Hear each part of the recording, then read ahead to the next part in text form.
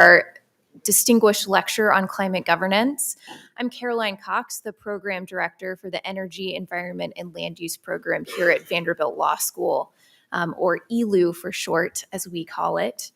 As a preliminary note, I just want to let you know, given our environmental focus, that the box lunches today are fully compostable. There are compost liners in the trash cans here, so please just dispose of them there after your meal.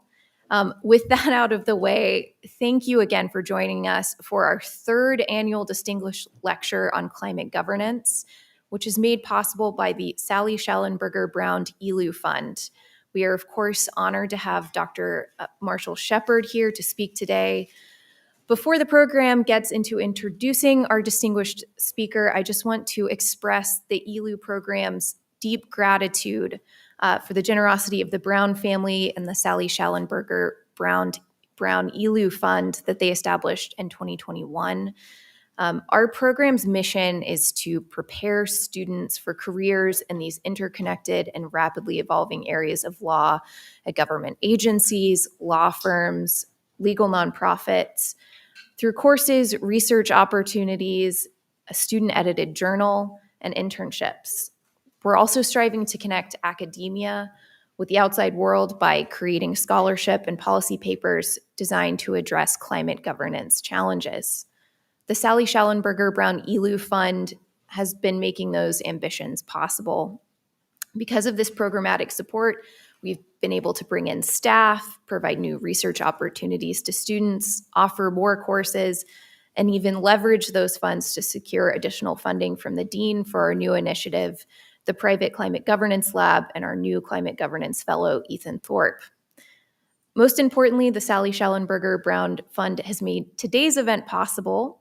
And so with that, I'll turn it over to our EELU program faculty co-directors, Professor Vandenberg and Professor Rule, to introduce today's program.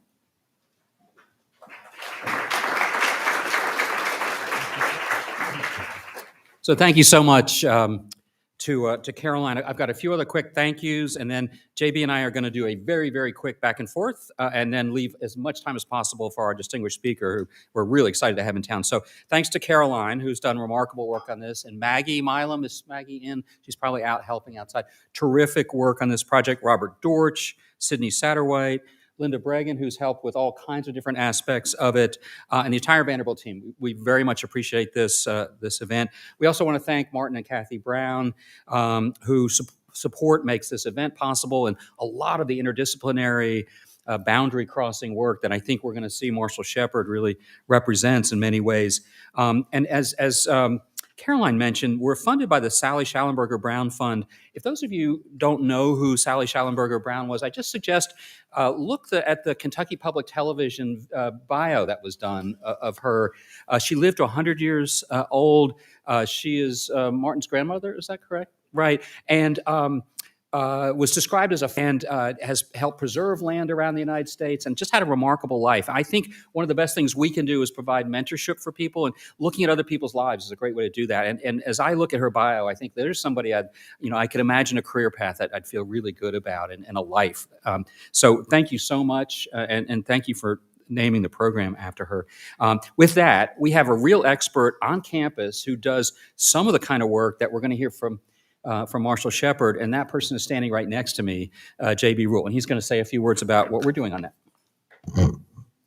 Thanks, Mike, and welcome all. And again, thank you to all of those who made this event possible. Mike, it's kind of fun to be up here together. We'll have to think about a dance routine next time. Yeah. So I have taught a climate change governance seminar here at the law school for several years. I'll be offering it again in the spring. And what is the core climate change governance problem? It's actually pretty simple what the problem is, right? Human social systems have been massively disrupting Earth's biophysical systems for over 100 years. Now Earth is coming back at us. These Earth system disruptions are disrupting human social systems. And if this cycle continues, it doesn't look very pretty for humans and other species. I spend a lot of my time, as Mike suggested, thinking about extreme climate scenarios. For example, an article I wrote a few years ago with a co-author, 4 degrees Celsius, to kind of bring home the point. Right? Climate change governance then is about intervening to stop that cycle and to adapt to the impacts that can't be avoided. Every seminar session in my seminar includes readings from biophysical sciences and social sciences, not because I expect the students to become practitioners of science, but rather to emphasize the point that these disciplines must be in the room and at the table when designing climate change solutions. You can't design a solution if you don't know how the systems work. We've got an Earth system and a social system, and the policymakers have to understand the science, and the science has to be policy relevant. That interdisciplinary theme is a focus of the EELU faculty, certainly very true of Mike's tremendous work in the behavioral social sciences. And I think of this law school generally and of Vanderbilt University. I'm seeing people from all over campus here today, right? So what better way to emphasize that point than to have our third distinguished lecturer come to us, not from a legal perspective, but from science. Our inaugural speaker was Carol Browner, former EPA administrator. Last year, it was Roger Martella, General Electric's Chief Sustainability Officer. And this year, we bring science into the room with Dr. Marshall Shepard, one of the nation's preeminent climate scientists and one who is deeply engaged in policy. So Mike, over to you to introduce our speaker. Fantastic. Thank you so much, JB. And we can start the pas de deux practice pretty soon, yeah. Dr. Marshall Shepard, renowned atmospheric scientist, leading international weather climate expert, in addition to many other awards, was the recipient of the Environmental Law Institute's prestigious 2023 Environmental Achievement Award, which has been won by former EPA administrators and secretaries of the Interior and so forth. And I'm going to defer to what ELI said. I can't do better than what they said when they announced his selection. Dr. Shepard's outstanding career and commitment to understanding and communicating about climate science and its implications for global environments and communities is truly remarkable. With a long-standing record of exceptional scientific research, thought leadership, and public education on atmospheric sciences, he's been instrumental in bridging the gap between scientific discovery and public discourse. He's a University of Georgia professor, something we can overlook here at Vanderbilt. He's a communicator, former president of the American Meteorological Society, consistently emphasized the vital importance of scientifically informed decision-making in addressing environmental challenges. And he's also a host of the Weather Channel's award-winning Weather Geeks. We can decide if he's a weather geek or not as he speaks today. He publishes regularly, not only in the scholarly side, but he engages with public media as well. He's a highly sought-after expert in the fields of weather, climate, remote sensing. He's regularly featured on CBS Face the Nation, Nova, Today Show, CNN, Forbes. I could go on and on. He's got TED Talks. If you haven't looked at them, you should. And he's been testifying in front of Congress and with the White House and in other places. So we're just remarkably lucky to have him here. He's also a member of the American Academy, the American Association for the Advancement of Science, and the National Academy of Sciences. So with all of that, let me welcome Marshall Shepard. Marshall?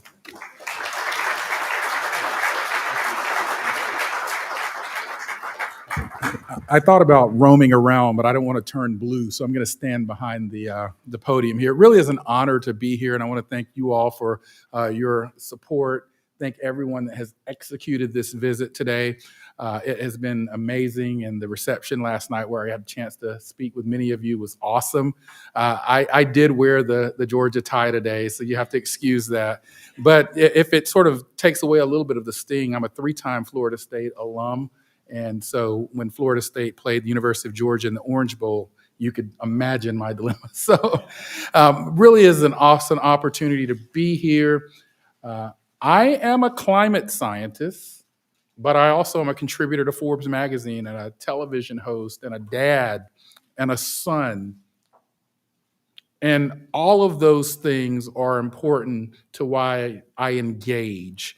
And so today, you will see a convergence of who I am as a scientist, someone that works at the interface of legal scholarship, policy, and the public narrative.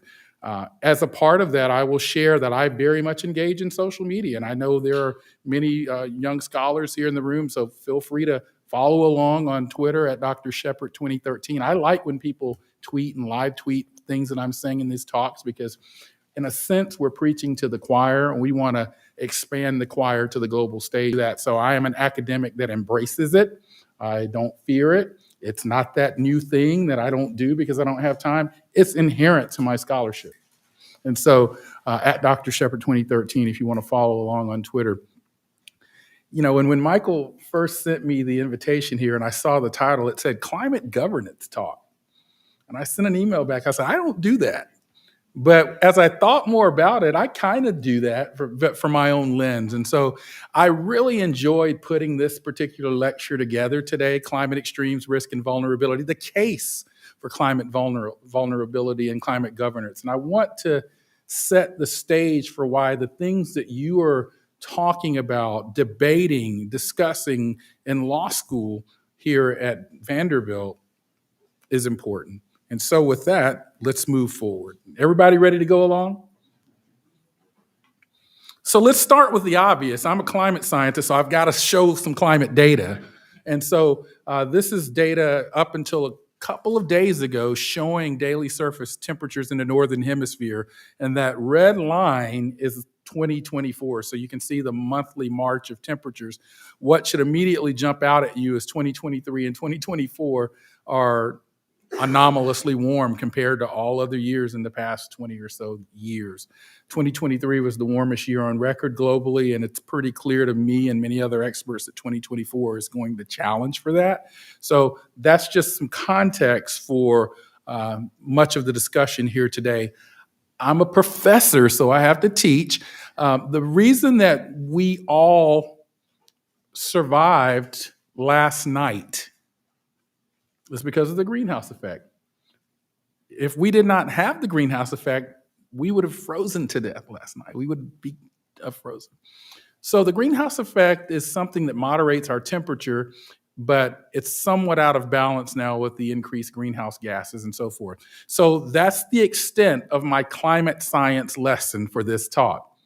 But I needed to set that context so that we can move forward. If you want to have more discussion about that diagram, shoot me an email, but it's basic physics. It's not a debatable. It's not my opinion.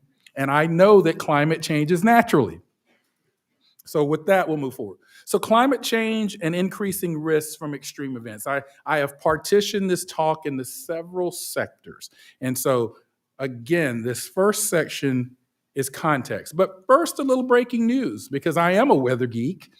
This is the current scenario in the Gulf of Mexico as we speak. You see that little squiggly, squirrely green and yellow line there near Mexico? That is likely to be tropical storm and eventually Hurricane Francine in the next day or two. The reason I show you this is that is going to move north into the Gulf of Mexico and likely make landfall near Texas or Louisiana by Wednesday or Thursday. But look at the ocean temperatures. Look at that dark red 31 degrees Celsius blob that this hurricane or eventual hurricane is going to develop over. That's the story of many hurricanes today.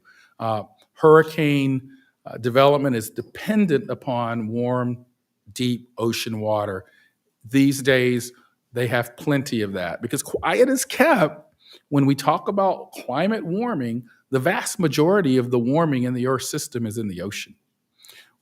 The effects that we feel here as human beings is focused on the atmospheric warming, but 90+% of the climate warming that you hear climate scientists talk about is in the oceans. And that warming, that heat comes back to the atmosphere through hurricanes and changed weather patterns, sea level rise, and so forth.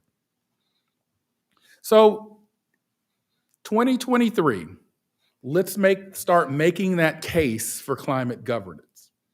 2023, this was an accounting of the $1 billion plus weather events and climate events in the United States.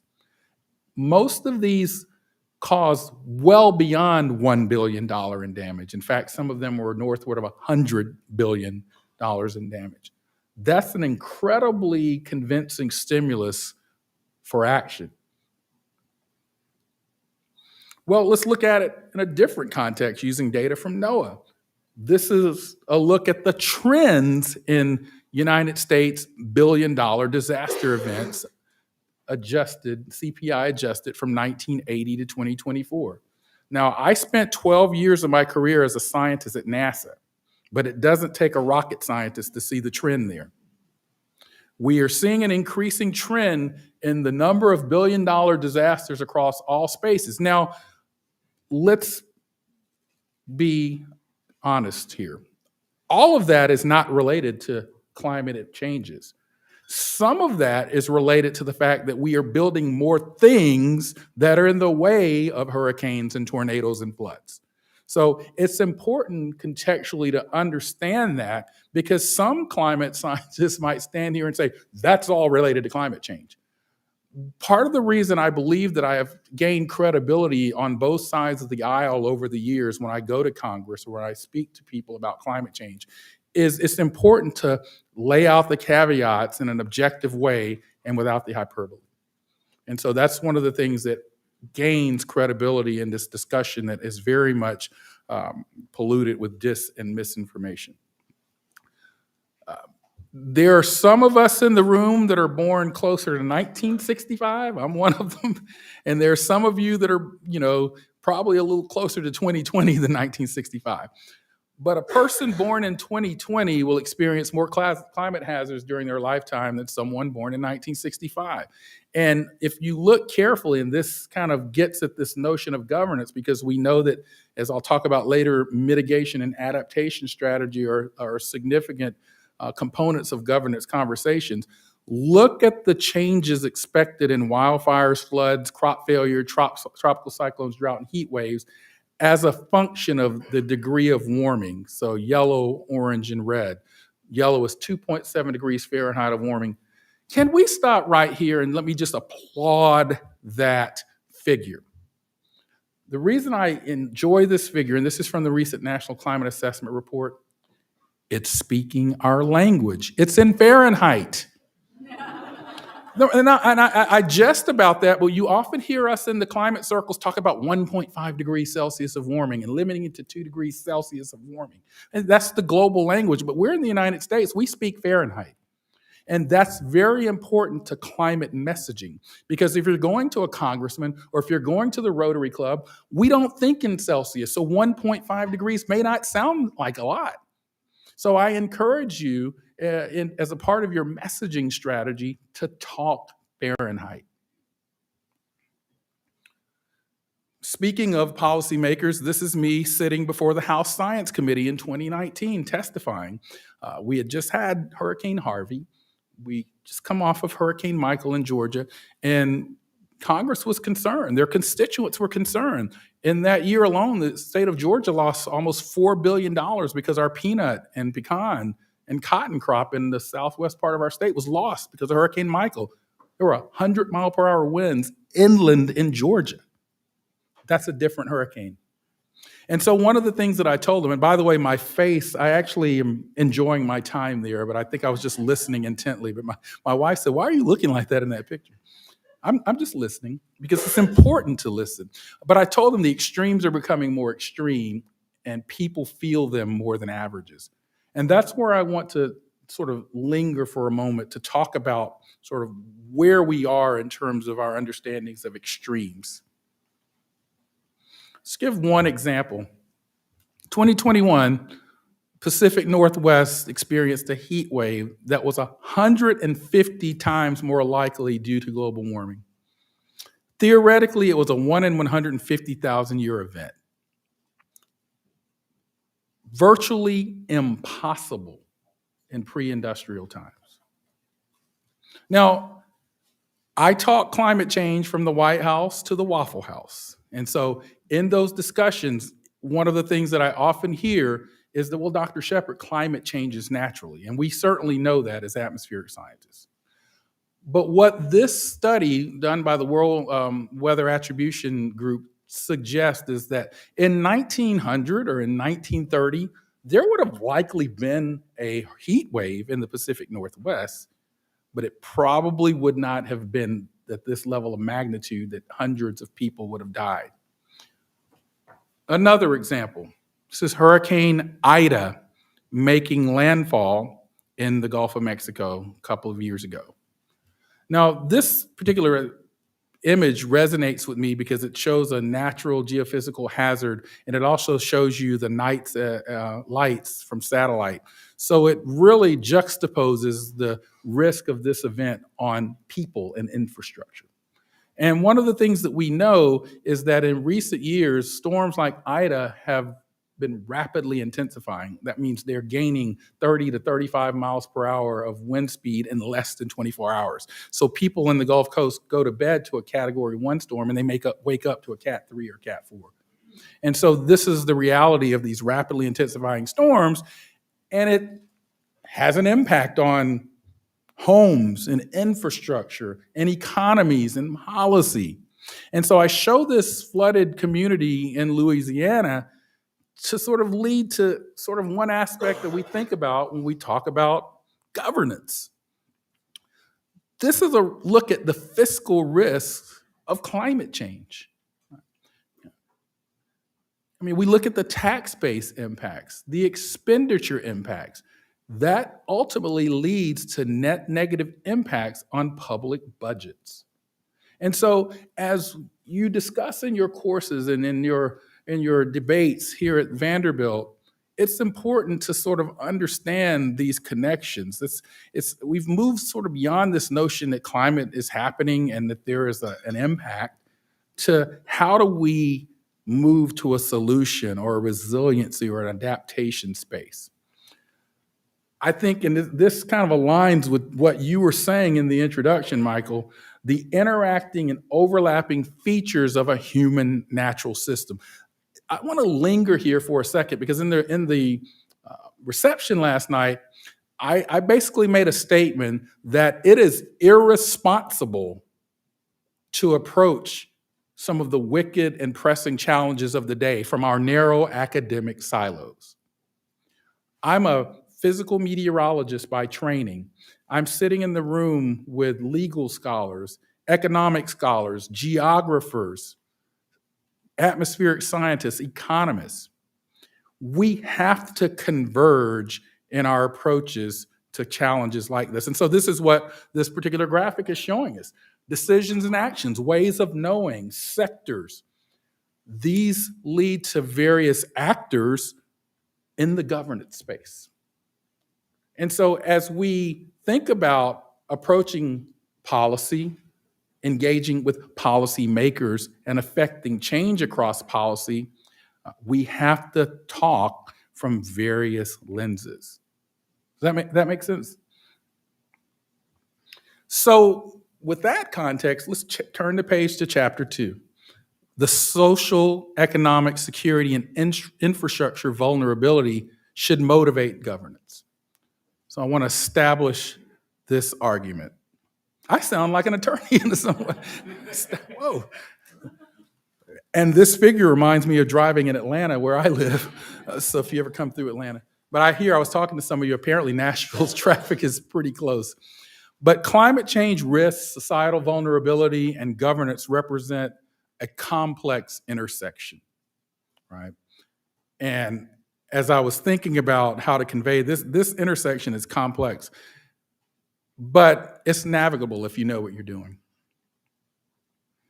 So in some of my research, and I'm not sort of the pioneer of this is borrowing from literature from the various places, including the Intergovernmental Panel on Climate Change. I think about risk at the nexus of hazard, exposure, and vulnerability. So if you look at that little equation, I tried to keep any equations out of this talk, but one found its way in. So when I think about risk, I think about it from the standpoint of the hazard, whether that's a flood, a hurricane, or a tornado, or a heat wave, the exposure to that hazard, and then who's vulnerable to that hazard. But then the denominator is the resilience. Who has the ability or what infrastructure can withstand and bounce back from that risk? So a couple of years ago, we published this paper called a multi-hazard climate risk projection for the United States.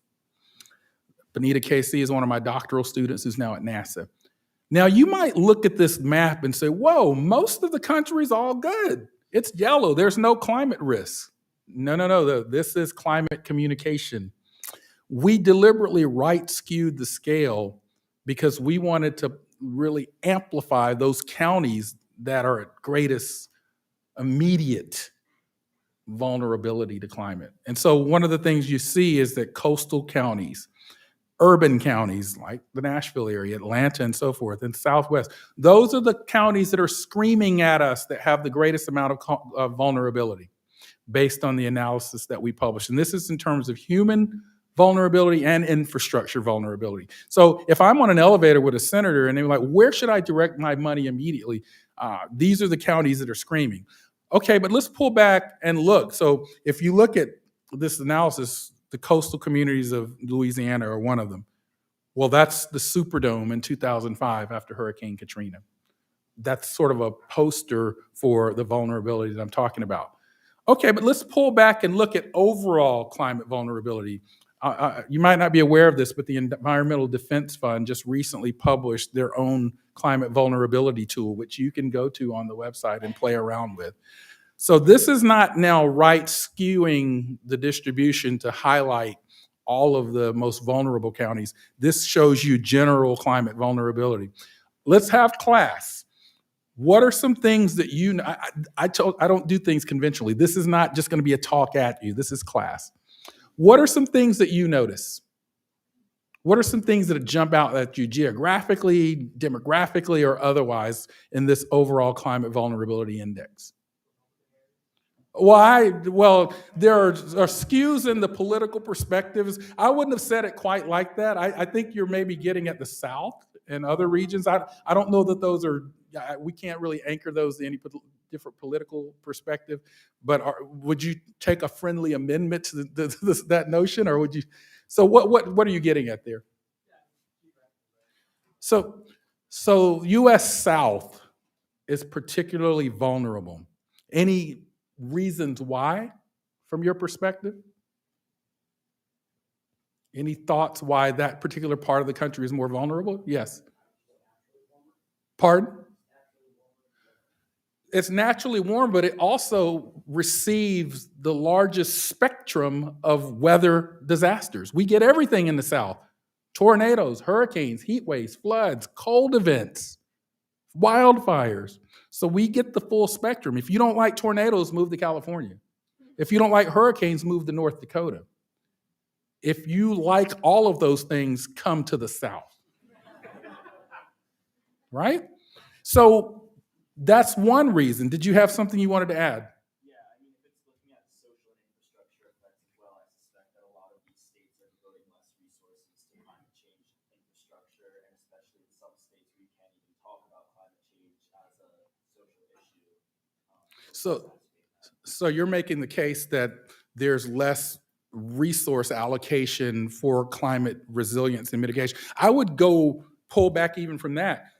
These areas, particularly the Southeast, are some of the poorest counties in the nation.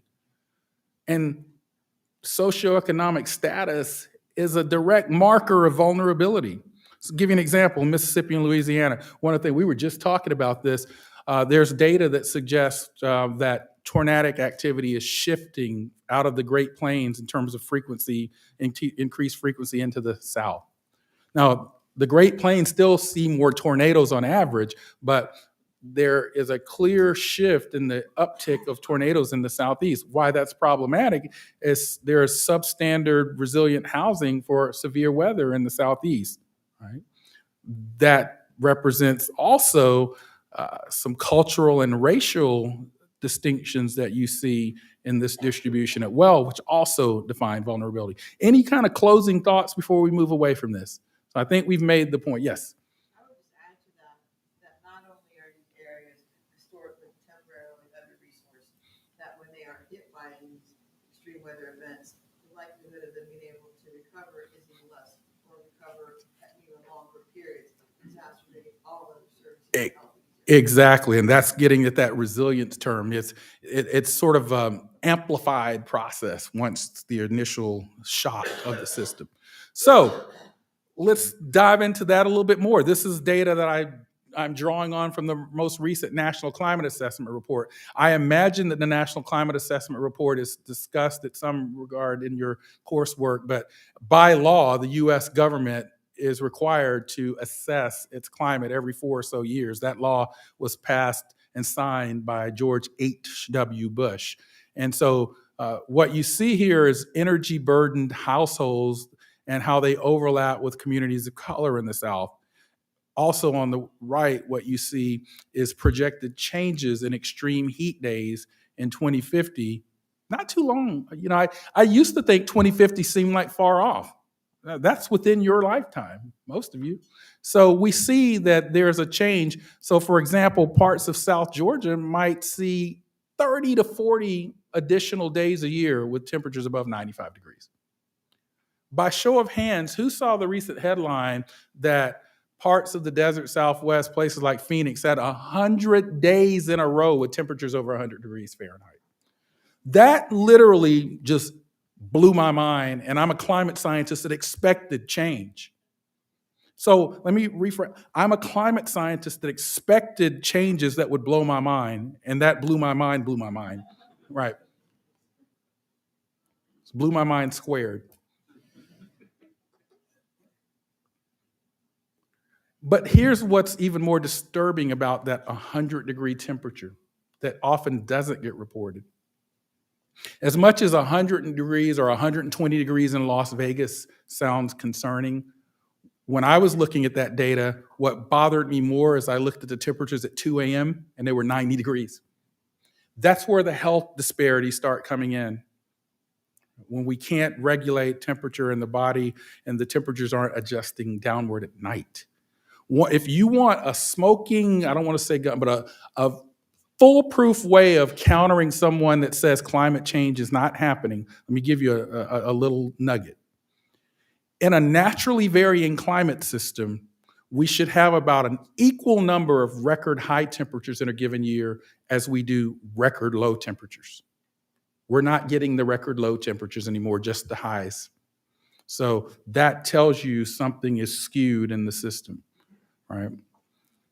Another sort of little nugget when someone says, well, Dr. Shepard, the climate changes naturally. I say grass grows naturally also. But when you fertilize your lawn, it grows differently. So we have to remove the narrative of either or. It's not either or, it's an and a proposition. Right. And that's an important little nugget to keep in your back pocket as well. Other sort of, again, remember let's step back and sort of recalibrate here. I'm making the case for why climate governance and what you all do is so important. Rental housing units at risk, projected changes in flood-related average annual losses. Again, can y'all see Nashville in there? What's the county? Davidson County.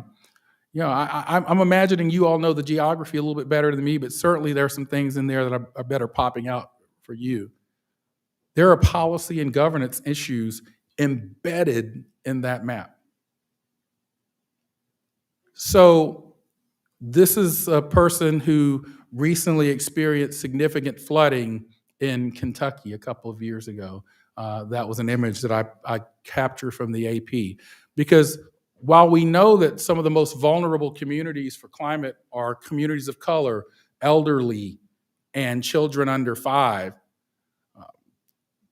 poverty is a marker of vulnerability irrespective of what color you are.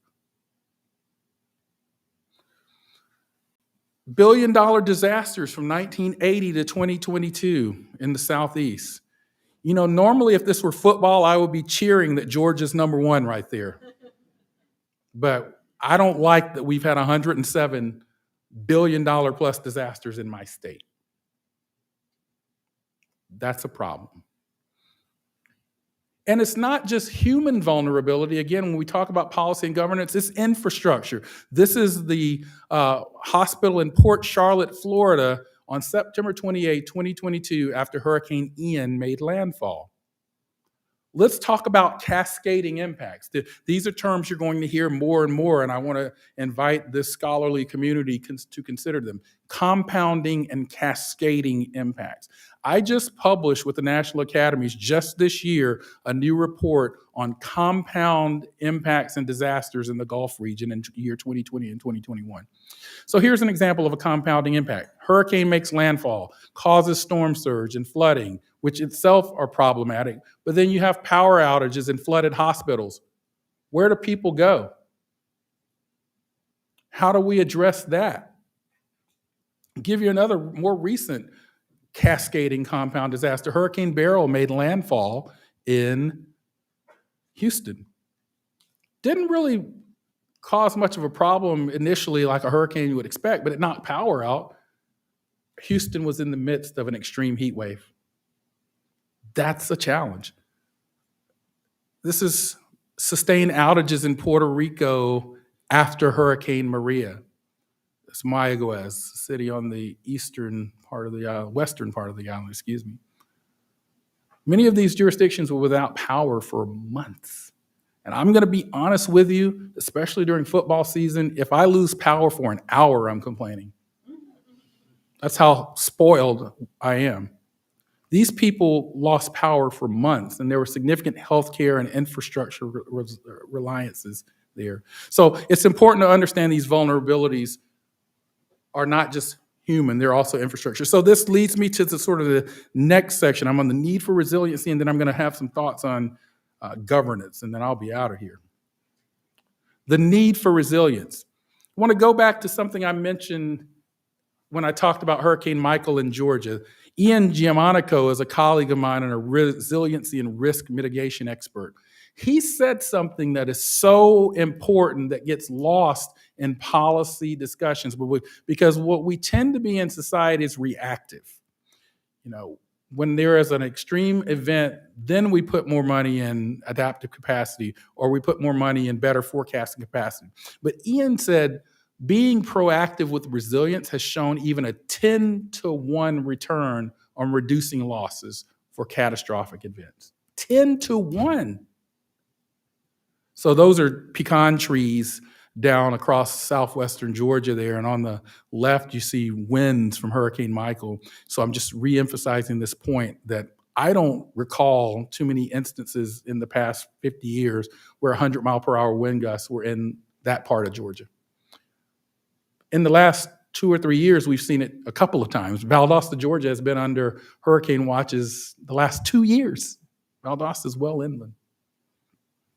So this is some data from the Pew Trust and the American Planning Association showing which states are more strategic and formal about resilience planning. So let's find Georgia and Tennessee down here hanging out at 0. So these are states that are being proactive in terms of their resilience planning. So what it tells us is that both of our states, there's plenty of room to move the needle forward, right? So to sort of somewhat wind this up, and I still got a few minutes, I'm going to take all the time that I have with you because I've really enjoyed my time here at Vanderbilt. And again, I just want to thank all of the hosts and all the sponsors for this event, because it's really, the last time I was here last year for the Georgia-Vanderbilt football game. That worked out in our favor, but this is certainly an opportunity to engage in a more scholarly capacity. So this is something that I talk about all of the time. Conditions that create the disaster impacts that I've described occur over decades or centuries, while governance responses to these impacts are asked to be created in far less time in order to be effective. There's a mismatch in time scale. Couple that with the fact that, as I mentioned last night, oftentimes political cycles are on 2, 4, and 6 year timeframes, and much of the solution space doesn't match those timeframes. And so that creates challenges in their own right when we think about climate change governance. And so I think some bright person in this room will perhaps crack the nut on how we get beyond that scale mismatch. I think if you can understand this figure, you deserve a PhD, because I can't understand it, and I'm showing you that for a reason. This is a figure in the National Climate Assessment Report. And again, I'm going to step a little bit onto a soapbox here, because this is terrible communication, in my opinion. And that document is written not for scholars that understand it. It's written for policymakers. And I'm a fairly intelligent guy, and I know you are too. And I still, when I think about when I think I know what's going on here, I have to really sort of step back and think about it again. But what I think is going on here is that we see this sort of two-stream approach comparing status quo governance of complex systems versus sort of innovative and alternative approaches. And somewhere they converge and diverge depending on different actors and different stressors and forcing functions in the system. The only reason I'm showing you this is because I think it illustrates the complexity of climate governance. And I also think that it illustrates that our National Climate Assessment authors need to read my article in Forbes on communicating science. But I do want to sort of mention this work by one of my colleagues at the University of Georgia. She's in the Terry College of Business, but she's a legal scholar. She recently published some work noting that investors are forcing companies to come to terms with climate risk. So we had this conversation last night because historically in recent years, there's been resistance from the top down in corporate structures to respond and react. But there has been a recent movement in terms of stakeholders and investors driving corporations in that space. So Lindsay Jones, who's an assistant professor of legal studies, she talks about that in this paper that we have to ensure that governance structures require board members and executives to protect the corporation from long and short-term climate risks and disclose those climate risk impacts and discuss plans to reduce them.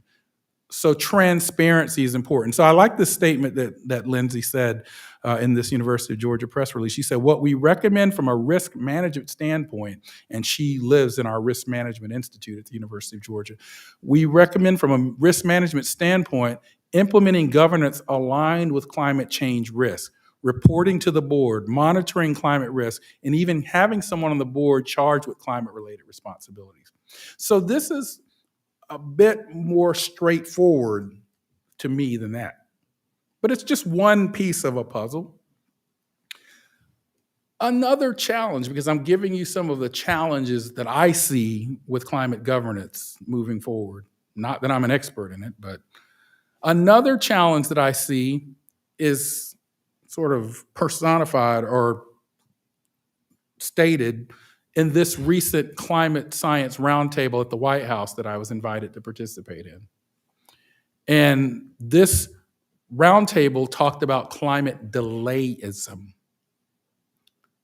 What is climate delayism? It's the notion that many actors and policymakers have acknowledged that climate change is occurring and is happening, but there's a stall happening because the debate now shifts to the economic sort of viability of different solution spaces. Now, to be candid, that's all. The economic solution space has always been at the root of some of the discourse. But now it's taking more of a front and center. So you've got people like Bob Inglis, conservative congressperson from South Carolina, that's out there talking about carbon tax.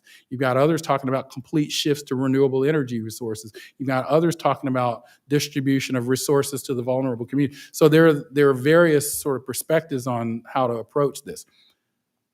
So this climate delayism is a real factor to deal with. Now, what's driving the climate delayism in part? Remember, policymakers respond to their constituents. So how many of you, by show of hands, are familiar with the Six America study? A couple of you are, about half the room. Make sure that you take a look at this. Every year, Yale and George Mason University provide a sample of about 1,000 US adults. And they find every year that they break out into these 6 different categories. Now, the dismissive is at around 11%, 10 to 11%. That's actually encouraging. So that means 89% of the American public is not dismissive. But the challenge is that 11% is real loud on social media, at our Thanksgiving dinner table when that uncle shows you some YouTube video of their theory on climate change. And so understanding how to focus the narratives around and we were just talking about this in our conversations this morning, how do we focus that narrative in such a way that we don't get bogged down in the dismissive discourse? But yet that dismissive discourse certainly has special interests and the ability to shape narratives as well. One of the things, if you look at the change from 2013 to 2023, you can see, but look at the alarmed and concerned. They've gone up. So I say all of this to say that it's not as sort of disheartening as you think. There is a shift in the public narrative. And I also find, dealing in the sort of policy space, that there's not as much partisanship as you think either. You might perceive there to be, but if you peel back some of the layers, if you even look at some of the recent legislation, the Infrastructure Act, the Inflation Recovery, those are bipartisan. Those are stealth climate bills, and I know some of you are talking about them in your classes. Those are stealth climate bills. But having said that, the Sixth America Study has this really nice interactive tool. You can go on their website and pull down and look at various questions. So when I pull down the question, global warming should be a priority for the next president and the Congress. Let's sort of decompose this map. What you see, the interior of the U.S. is relatively blue, meaning they don't view that as a high priority. Along the rims, perhaps where there was increased vulnerability, or perhaps where there are different sort of marinades of political, cultural, geographic, or religious perspective, we see that shaping that question. But then we come to this question: fund research into renewable energy sources. And most everyone generally has a relatively positive perspective on that. So these things shape political responses and narratives as well. So those were just some thoughts that I have on climate governance and some of the challenges that we face ahead. So I want to close out the discussion and get to some questions. Just looking at how my research group and colleagues at the University of Georgia are thinking about aspects of what I just talked about. One thing we did in the state of Georgia is we initiated something called Drawdown Georgia. So some of you may be familiar with the Project Drawdown book and movement. Well, we looked at that and we said those 100+ solutions to draw down carbon emissions, most of those won't work for the state of Georgia. So the Ray C. Anderson Foundation, and Ray C. Anderson is a well-known industrial environmentalist who was the former CEO of Interface Carpets. His foundation, run by his grandson, they decided they wanted to do something big in the state of Georgia. So they funded the Drawdown Georgia effort. It was a consortium of Georgia Tech, University of Georgia, and Emory University, along with stakeholders in the Fortune 500 community in Georgia, to quantify what are the top 20 solutions in the mitigation and adaptation space that can reduce carbon emissions in the state of Georgia by the year 2030. So I would invite you to take a look at the Drawdown Georgia page. We think it's a fairly unique effort at a state level, and on our website, we sort of lay out how it can be done in any state. All right. The military. Now, back when President George W. Bush was president, I was asked to participate by the Pentagon in an assessment of national security and climate risk. The military doesn't get into the political dialogue. Their function is to protect and serve. And so they we're always looking at risk associated with climate change, irrespective of the politics. And so we've continued some of that work. We have some new work with the US Navy looking at developing assessments of risk at naval installations around the country. So again, thinking about ways to put into action the science, moving beyond the gloom and doom of, oh my gosh, where floods are worse or hurricanes are stronger. Okay, that is what it is. Let's move the needle forward, because I am always a positive, glasses half full kind of person when I think about these issues.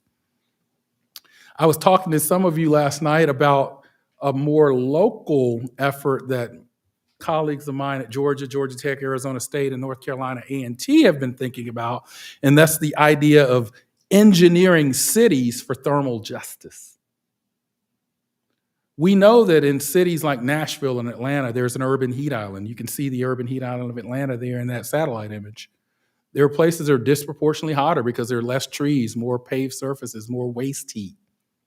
And many of the sort of disadvantaged communities of color, poor communities, are living in those hotter parts of cities. That's a thermal injustice. So we have sort of proposed these radical ways of re-engineering cities to redistribute and repurpose that heat that the city itself generates. Now, again, we can do things like plant trees and paint the parking lots white. Those are sort of what I consider sort of well-established, sort of low-hanging fruit solutions that have sort of incremental impacts. But we're talking about fundamentally recasting how we engineer cities. So this Georgia Tech professor called me up one day, he emailed me actually, and said, I hear you're the guy on urban climate. I'm an engineer that has spent a bulk of my career helping Google and Yahoo and Apple remove excess heats from their data centers and server buildings. What if we could scale that up to the city? And I was like, okay, you got me. I'm intrigued. And so we wrote a little proposal to the National Science Foundation and got some funding to sort of study. And we think we can do it. We just need $30 million. I slipped that in. But we proposed an engineering research center to the National Science Foundation. These are big funded centers that the NSF funds. We weren't successful in our first round, but virtually no ERC center proposal is on the first round. So we're going to take another stab at it. But we've got some fundamentally innovative ways of not only just removing and redistributing heat, but perhaps repurposing. And it could be a game changer. And then lastly, and I will be leaving here to head right to Atlanta for a meeting tomorrow where the University of Georgia and Duke are meeting with 50 insurance companies.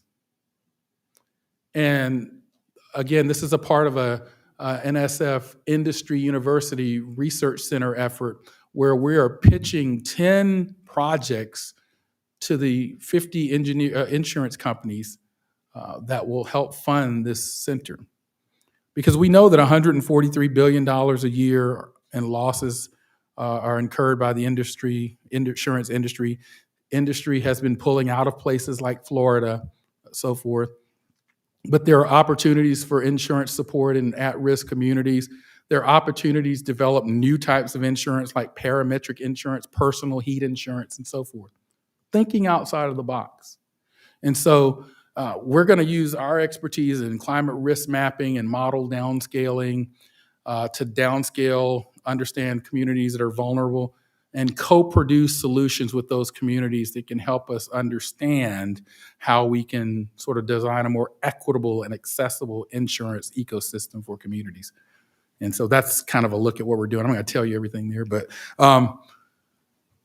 so hopefully, as I sort of draw to a close here, I hope you've sort of seen the science and how the science can inform policy, understand what the challenges of governance are, but realize that if we put our heads together collectively and out of our silos, we can demystify some of those graphics of complexity in governance and move us forward for the sake of us all. So thank you so much for this opportunity, and look forward to your questions.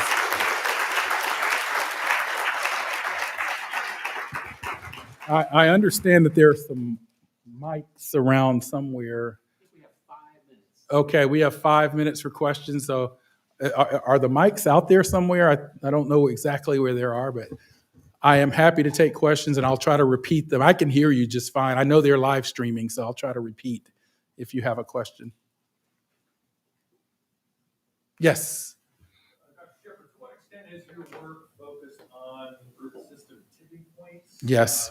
Are you concerned that we're nearing a few of those, and how do we study them? Sure. So the question about how much of my work, or generally the work around tipping points. And so tipping points are, so if you think about the way I explained this to my wife, who may be listening, who's a very intelligent person, but is not a climate scientist, I said, imagine a rubber band. At some point, you stretch that rubber band past its point of elasticity that it doesn't snap back.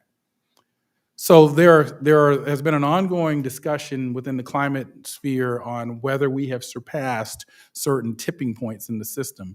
The Greenland ice sheet of completely melting, for example, or a complete loss of Arctic sea ice, which in turn leads to positive feedbacks. Oh, can I step up quickly on 20 seconds on jargon? So I just said positive feedback, right? So when we're losing sea ice in the Arctic region, right, that opens up more of the ocean and the landmass to warming, which in turn enhances more warming. That's called a positive feedback. But when I'm talking to certain Congress people or even just someone in the public, the word positive sounds good. Oh, it's positive, right? So we have to be aware of the jargon that we use to some degree in this space as well. But I do not believe we have reached severe tipping points as yet. I believe we're extremely close. And the one that I'm particularly worried about is the Arctic sea ice, because those Arctic sea ice coverage, that decline is much larger than even some of our best models had projected. And so I'm worried about it from the standpoint of navigability. One of the things that the U.S. Navy was very concerned about is the opening of the Northeast and Northwest passages, so that threats don't have to come around the Pacific or Atlantic. They can come over the pole in certain parts of the year, right? But I'm also worried about it because, by the way, the rapid loss of sea ice is related to something called Arctic amplification, the fact that the polar region is warming much more rapidly than where we live here in the mid-latitudes. And so that's also changing our jet stream patterns. Now, those meteorologists in the room or weather geeks like me know that the jet stream patterns are very much responsible for many of our storm patterns. And so if we're sort of shaping or reshaping the gradients between the polar regions and the tropics, that is in turn changing our jet stream patterns. So somebody says, well, how did that happen? Well, let's imagine if Michael and I were pulling a rope. We're playing tug of war, right? And Michael's pulling and I'm pulling. What does that rope look like? It's straight, right? Imagine what happens if I relax my grip on the rope. What does the rope do? It sags. Well, that's the same thing that's happening in the climate system as we're loosening the gradient between what's supposed to be a cold polar region and a warm tropical region. When we have large differences in temperature, that's a stronger jet stream. It's taut. But now that the polar region's warming, we're getting saggier, loopier jet streams, which lead to more intense storms. So, We've got time for one more question. One more question, yes. And shout out to the young man there in the blue t-shirt. Thank you for coming. You're the generation that I'm most concerned about because I've got someone near your age. So thank you for joining and coming to this talk today. Love it. We're trying to lessen our impact on climate change and then trying to slow it down, it seems. But you highlighted that there's a space that seems to be needing more attention where we need to predict these impacts in weather and trying to create more infrastructure and things to prevent damage from happening. Adaptation and resilience, yes. Do you feel that there needs to be a major shift towards that policy mindset? I think we need both. And so that's, just in the sense that I said earlier when I talked about natural versus human contributed climate change, I said it's not either or, it's and. I think we need mitigation, which is reducing carbon emissions, and adaptation strategies. Now, there's a third bucket out there called climate intervention or geoengineering, and that's things like launching space mirrors or reflective surfaces. We were chatting about that this morning. Some of you are in the room, as I mentioned. I was talking to some students earlier, and I think I got a few blank stares, but some of you in the room are old enough to have heard of a group called the Pet Shop Boys, and they have a song called "Sometimes the Solution is Worse Than the Problem." And so I'm not saying that, and there are scholars that are talking about climate interventions or geoengineering strategies. It needs to be on the table. I don't think it needs to be a first-tier solution space for us at this time. Thank you.